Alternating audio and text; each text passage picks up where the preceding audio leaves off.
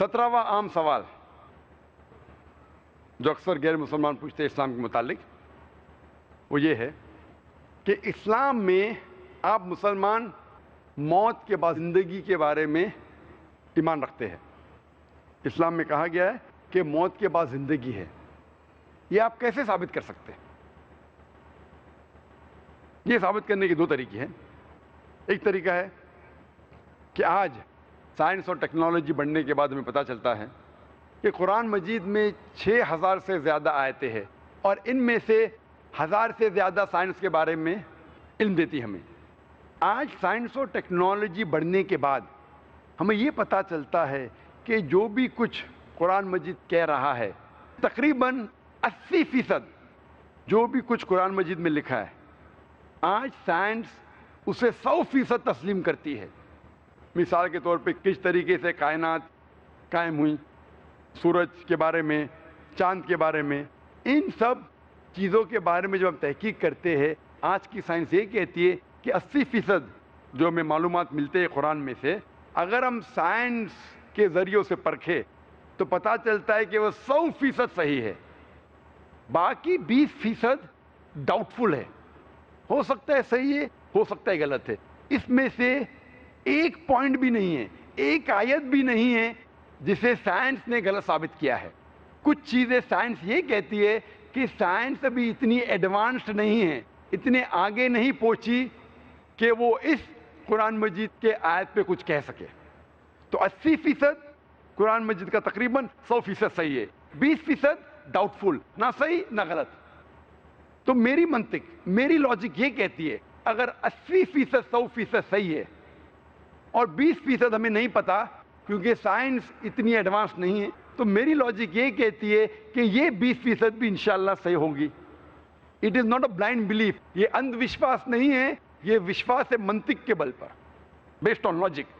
اور اس 20% میں سے ایک چیز ہے موت کے بعد زندگی۔ سائنس اتنی ایڈوانس نہیں ہے یہ پہچاننے کے لیے کہ موت کے بعد ہے زندگی۔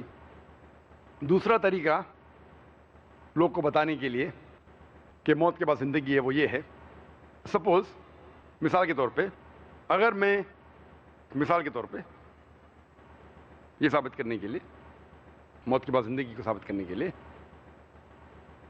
اونلی ہائپوتھیٹیکل، مثال کے طور پہ میں ایک ناستک ہوں اور میں ایک اسمگلر ہوں، دنیا میں سب سے بڑا اسمگلر، سب سے طاقتور اسمگلر، سب سے طاقتور چور، لیکن میں لاجیکل ہوں، میں سائنٹیفک ہوں، میں جو کچھ کرتا ہوں سائنس کے بنیاد پر کرتا ہوں اور منطق کے بنیاد پر کرتا ہوں۔ اور میں آپ سے پوچھنا چاہتا ہوں، آپ لوگوں سے جو یہاں ہیں، ایک آسان سوال، چوری کرنا بری بات ہے کہ اچھی بات ہے؟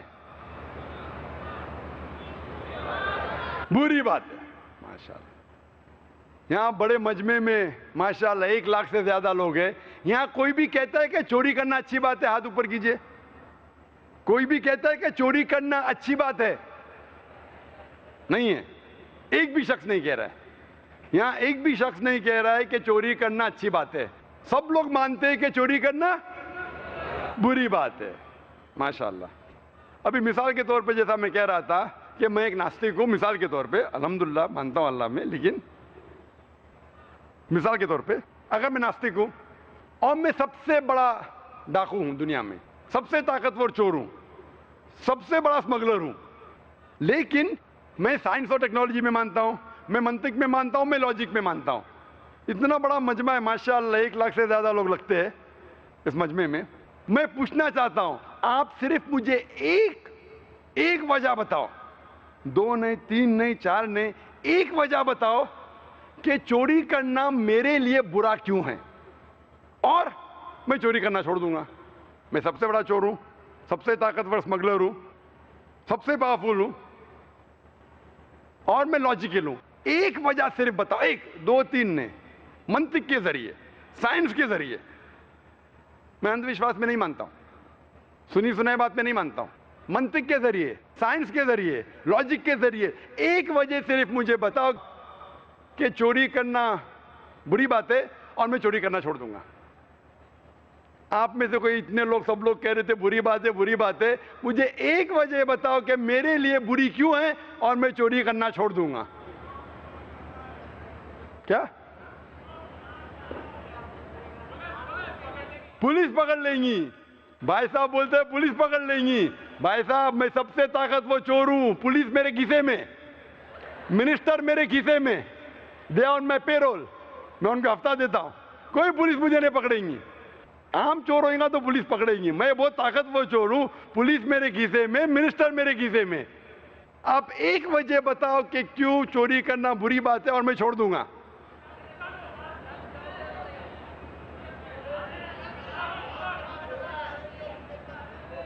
تکلیف ہوئیں گی. میں جس کو چوری کروں گا اس کو تکلیف ہوئیں گی. جس سے میں چوری کرتا ہوں اس کے لیے بری بات ہے, میرے لیے کیا بری بات ہے؟ میں آپ سے کہہ رہا ہوں کہ میرے لیے بری کیوں ہے وہ کہیے. جس سے میں چوری کرتا ہوں چاہے لاکھ روپیہ ہو اس کے لیے برا ہے, میرے لیے تو اچھا ہے نا. میں نئی گاڑی خرید سکتا ہوں, اچھی گھڑی خرید سکتا ہوں, اچھا بنگلہ خرید سکتا ہوں, دنیا میں گھوم سکتا ہوں. اگر میں چوری کرتا ہوں 2 لاکھ 5 لاکھ 10 لاکھ تو میرے لیے تو اچھی بات ہے نا. میں یہ کہنا چاہتا ہوں آپ بتائیے مجھے میرے لیے کیوں بری ہے اور میں چوری کرنا چھوڑ دوں گا.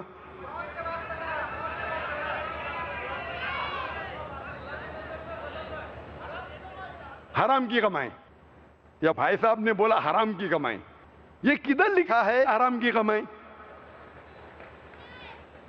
میں نے کہا منطق کے ذریعے بتاؤ, لاجک کے ذریعے, سائنس کے ذریعے. میں سائنس کی کتاب پڑھا ہوں, کدھر بھی سائنس کی کتاب میں نہیں لکھا ہے کہ چوری کرنا حرام ہے. آپ مجھے ایک وجہ بتاؤ کہ کیوں غلط ہے اور میں چوری کرنا چھوڑ دوں گا. ایک وجہ, 2 نہیں 3 نہیں, منطق سے یا سائنس کے ذریعے ایک وجہ بتاؤ کیوں غلط ہے اور میں چھوڑ دوں گا. بھائی صاحب بہت دور ہے, سننے میں نہیں آئے گا. چور ہے, لوگ مجھے چور بولیں گے. ارے چوری کرنا تو اچھی بات ہے نا, تو میری تعریف کریں گے, اچھا لگے گا مجھے.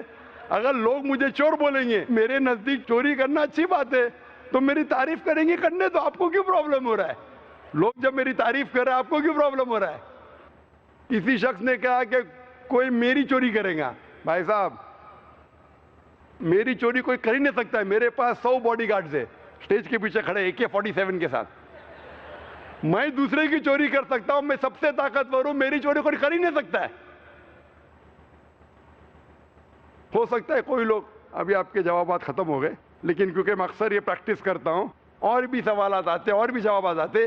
کوئی کہتا ہے کہ اگر آپ چوری کریں گے, اگر آپ چوری کریں گے آپ کے کانشینس کو بائٹ ہوئے گا. آپ کا جو کانشینس ہے, ایمان, ضمیر, ضمیر میرے دوست کا نام بھی ہے, آپ کا ضمیر گوارے گا نہیں. میں نے کہا میرا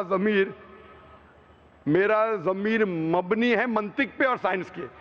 میرا ضمیر میں کوئی پرابلم نہیں ہوتا ہے, میں سائنٹیفک آدمی ہوں. آپ کا ضمیر کہتا ہے آپ مت چوری کرو, میرا ضمیر تو کہتا ہے بھائی سائنس کے بنیاد پہ چوری کرنا غلط نہیں ہے. آپ کا ضمیر ہوتا ہے آپ مت کرو, میرا ضمیر تو کہتا ہے بھائی سائنس اور منطق کے حساب سے چلو. کوئی کہے گا یہ ہیومینٹی کے خلاف ہے, انسانیت کے خلاف ہے. میں کہتا ہوں کس نے لکھا یہ کتاب انسانیت؟ میرے لیے تو اچھی بات ہے, میں چوری کر سکتا ہوں, گھومنے جا سکتا ہوں, بنگلہ خرید سکتا ہوں, گاڑی خرید سکتا ہوں, کیا بری بات ہے؟ منطق کے ذریعے یہ ثابت کرنا مشکل ہے. ابھی ہم اپنا سائڈ ادلا بدلی کرتے ہیں, بدلتے ہیں. آپ وہ ہے ناستک, مثال کے طور پہ چور یا بڑے ڈاکو, اور میں ایک مسلمان ہوں, چھوٹا سا دائی ذاکر. میں مانتا ہوں, میں اگر کہوں گا اس سے کہ پولیس پکڑیں گے, وہ کہیں گا پولیس میرے کھیسے میں, منسٹر میرے کھیسے میں. آپ کی کوئی چوری کرے گا, وہ کہیں گا میرے کوئی چوری کر ہی نہیں سکتا ہے, میرے پاس 100 باڈی گارڈ ہے. کوئی کہے گا ارے وہ بیچارے کو تکلیف ہو رہی ہے, وہ کہیں گا اس کو تکلیف ہوتی ہے, ہون دو, مجھے تو فائدہ ہے تو میں چوری کروں گا. میں کہوں گا کہ آپ کا ضمیر نہیں گوارے گا، میرا ضمیر تو کہتا ہے منطق کے حساب سے چلو. یہ جو بھی آپ اس سے کوشش کریں گے ثابت کرنے کے لیے، ممکن ہی نہیں کہ عام منطق اور عام سائنس اور ٹیکنالوجی کے ذریعے آپ ثابت کر سکے کہ چوری کرنا غلط ہے. لیکن اگر آپ قرآن کا سہارا لیں گے، اور سب سے پہلے کانفرنس میں تقریر کیا تھا، از دا قرآن گاڈز ورڈ، کیا قرآن اللہ کا پیغام ہے؟ اور اس میں ثابت کیا ہوں سائنس اور ٹیکنالوجی کے ذریعے اللہ سبحانہ و تعالیٰ کا وجود، اور سائنس کے ذریعے اور قرآن کے ذریعے، قرآن سائنس کے اوپر ہے، قرآن کے ذریعے چونکہ وہ ڈاکو سائنس میں مانتا ہے، میں قرآن کے ذریعے سائنس کی مدد لیتے ہوئے اس ڈاکو کو یہ ثابت کروں گا کہ اس کائنات کا بنانے والا، اس کا خالق، اس کا مالک، اس کا رب ہے اللہ سبحانہ و تعالیٰ. مثال ایک ہی دوں گا، نہیں تو اس کے اندر ہی پوری تقریر ہو جائیں گی. میں اس سے پوچھوں گا یہ کائنات وجود میں کیسی آئے؟ تو وہ جو ڈاکو ہے، چور ہے، کہیں گا کہ بگ بینگ کے ذریعے. سائنسدان یہ کہتے ہیں کہ ہماری ساری کائنات ایک گولا تھی، اٹ واز پرائمری نیبولا، ایک دھماکہ ہوا، اس کے ذریعے گیلیکسیز آئے، ستارے، چاند، سورج اور یہ زمین. تو میں کہوں گا یہ کب پتا چلا آپ کو؟ وہ کہیں گا 40 سال پہلے. میں اس سے کہوں گا یہ تو قرآن مجید میں 1400 سال پہلے لکھا ہے. اللہ تعالیٰ فرماتے سورہ انبیاء میں سورہ نمبر 21 آیت نمبر 30 میں، اولم یر الذین کفروا ان السماوات والارض کانتا رتقا ففتقناہما، کہ وہ دیکھتے نہیں وہ لوگ کافر لوگ کہ یہ کائنات کیسے وجود میں آئے. یہ ایک پرائمری نیبولا تھی اور اللہ سبحانہ و تعالیٰ نے کانتا رتقا ففتقناہما اسے علیحدہ کیا. وہ جو آپ بگ بینگ کہہ رہے ہیں، یہ قرآن مجید میں اس کا ذکر آتا ہے ایک نٹشل میں، ایک آیت میں، سورہ انبیاء سورہ نمبر 21 آیت نمبر 30 میں. یہ 1400 سال پہلے اس کا ذکر ہو چکا ہے. اسی طریقے سے میں کہوں گا اور سورج کے بارے میں، چاند کے بارے میں، biology, zoology, geology, botany, astronomy, embryology, آخر میں اسے قبول ہی کرنے پڑے گا کہ اس قرآن کا جو لکھک ہے وہ ہے اللہ سبحانہ و تعالیٰ. پہلا میں ثابت کروں گا اس چور کو اللہ سبحانہ و تعالیٰ کے بارے میں، اور پھر اسے پتہ لگے گا سب سے طاقتور ہے اللہ سبحانہ و تعالیٰ. جب میں ثابت کر لوں گا کہ اللہ سبحانہ و تعالیٰ کا وجود اور سب سے طاقتور اللہ ہے، پھر میں پوچھوں گا اگر کوئی تمہارے ساتھ ناانصافی کرے گا، اگر کوئی تمہارے ساتھ، اگر تمہارے گھر کے خواتین کے ساتھ کوئی غلط کام کریں گا تو آپ انصاف نہیں چاہیں گے؟ وہ کہیں گا بے شک ہم چاہیں گے، ہر انسان چاہیں گا کہ انصاف ہو. لیکن ہم دنیا میں دیکھتے ہیں کہ کئی چور لوگ ہیں، کچھ چور لوگ پکڑے جاتے ہیں پولیس کے ذریعے، بٹ ہزاروں چور ہیں جو عیش کر رہے ہیں، اچھی زندگی بتا رہے. ہزاروں اسمگلر ہے تو غلط کام کر رہے، اچھی زندگی بتاتے، مر جاتے. دنیا میں تو عیش و آرام سے جیتے، تو انصاف کدھر؟ اور آپ تو کہتے ہیں کہ آپ کا اللہ جو کائنات کا مالک ہے وہ حق پر ہے. قرآن مجید میں اللہ تعالیٰ فرماتے سورہ نساء میں سورہ نمبر 4 آیت نمبر 40 میں کہ اللہ سبحانہ و تعالیٰ ان کے برابر بھی ناانصافی نہیں کرتے. ہمیشہ اللہ سبحانہ و تعالیٰ 100% انصافی کرتے ہیں. لیکن جب ہم دیکھتے ہیں کچھ لوگ جو غلط کام کرتے ہیں، کچھ انسان، ان کو ہو سکتا ہے پولیس پکڑتی ہے، ہو سکتا ہے انہیں اس دنیا میں سزا ملتی ہے، لیکن سینکڑوں، ہزاروں، لاکھوں انسان ہیں جو ہم جانتے ہیں غلط کام کر رہے ہیں، چوری کر رہے ہیں، بلاತ್ಕಾರ کر رہے ہیں، رشوت دے رہے، پھر بھی اس دنیا میں اچھی زندگی بسر کرتے ہیں. تو تمہارا اللہ سبحانہ و تعالی کس طریقے سے انصاف کر رہا ہے؟ اللہ تعالیٰ فرماتے سورہ ملک میں سورہ نمبر 67 آیت نمبر 2 میں الذی خلق الموت والحیات، اللہ سبحانہ و تعالیٰ نے زندگی دی اور موت دی. الذی خلق الموت والحیات، اللہ سبحانہ و تعالیٰ نے موت دی اور زندگی دی تاکہ آپ لوگ کو پرکھے آپ میں سے اچھا کون ہے. اللہ تعالیٰ نے موت دی اور زندگی دی تاکہ آپ لوگ کو پرکھے آپ میں سے اچھا کون ہے۔ اللہ تعالیٰ فرماتے ہیں سورہ عمران میں سورہ نمبر 3 آیت نمبر 185 میں 185 میں کل نفس ذائقۃ الموت، ہر نفس موت کو چکیں گی، ہر نفس موت کو چکیں گی۔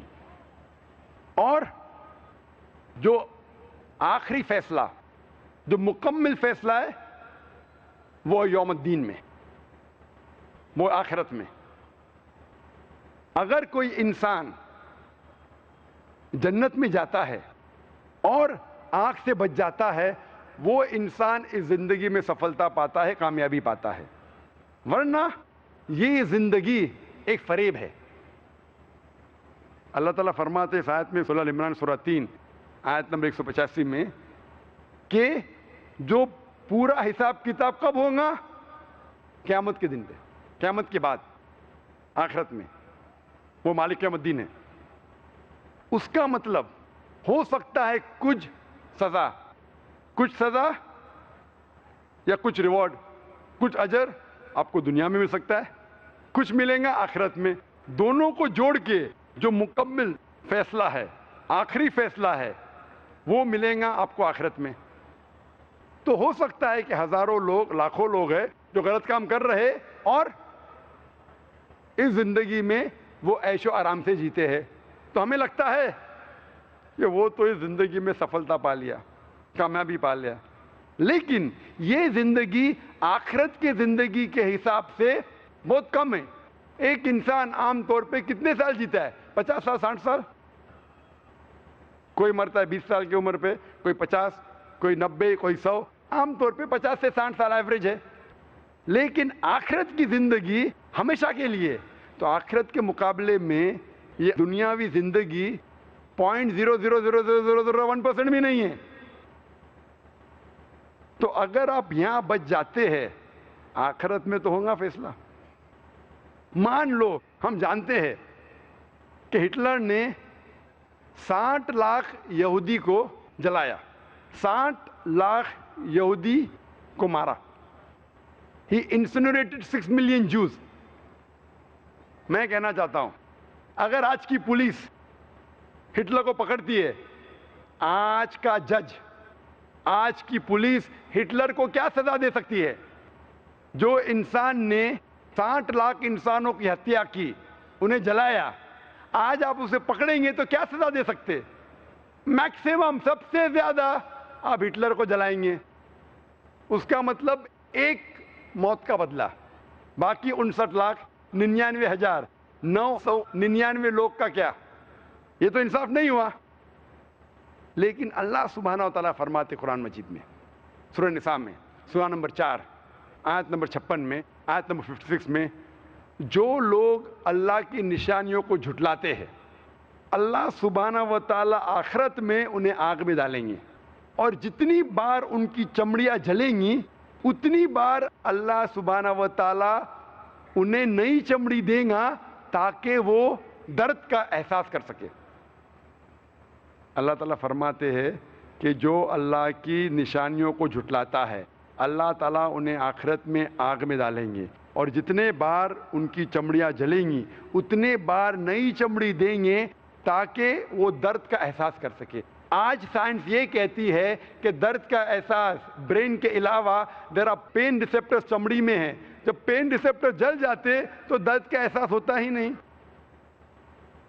اور جب کوئی انسان آتا ہے برن انجری سے، ہم ڈاکٹر لوگ پن لیتے اور ٹیسٹ کرتے، اگر اس انسان کو درد ہوا ہم خوش ہیں، اٹ از سپرفیشل برن، اوپر سے جل گیا ہے۔ اگر اسے درد کا احساس نہیں ہوتا ہے ہمیں دکھ ہوتا ہے، it is a deep burn, اس کے پین ریسیپٹر جل چکے ہیں۔ اللہ تعالیٰ فرماتے ہیں ہم انہیں آگ میں ڈالیں گے، جتنی بار ان کی چمڑی جلیں گی نئی چمڑی دیں گے تاکہ وہ درد کا احساس کر سکے۔ اللہ تعالیٰ اگر چاہے 60 لاکھ بار ہٹلر کو جلا سکتا ہے، چاہے تو 60 لاکھ بار نہیں 6 کروڑ ٹائم جلا سکتا ہے۔ اس دنیا میں ہم انہیں سزا دے ہی نہیں سکتے۔ اسی لیے اگر کسی شخص کو یہ ثابت کرنا ہے، یہ بتانا ہے کہ چوری کرنا غلط ہے، بلاತ್ಕಾರ کرنا غلط ہے،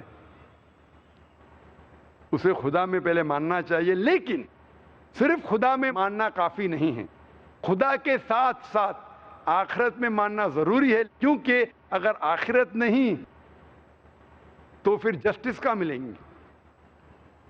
خدا میں ماننے کے علاوہ آخرت کی زندگی میں ماننا فرض ہے، کیونکہ صرف آخرت کی زندگی کے ذریعے میں آپ کو بتا سکوں گا کہ چوری کرنا غلط ہے، ڈاکہ ڈالنا غلط ہے، زنا کرنا غلط ہے، بلاತ್ಕಾರ کرنا غلط ہے، کیونکہ اگر آپ یہاں چھوٹ جائیں گے اس موت کے بعد کی زندگی میں آپ نہیں چھوٹیں گے۔ اسی لیے اگر ہم سب جانتے ہیں کہ چوری کرنا غلط ہے، بلاत्कार کرنا غلط ہے، یہ صرف آخرت کی زندگی، موت کے بعد کی زندگی میں اگر یقین ہے پھر ہی آپ ثابت کر سکیں گے کہ چوری کرنا غلط ہے، ورنہ ممکن ہی نہیں ہے۔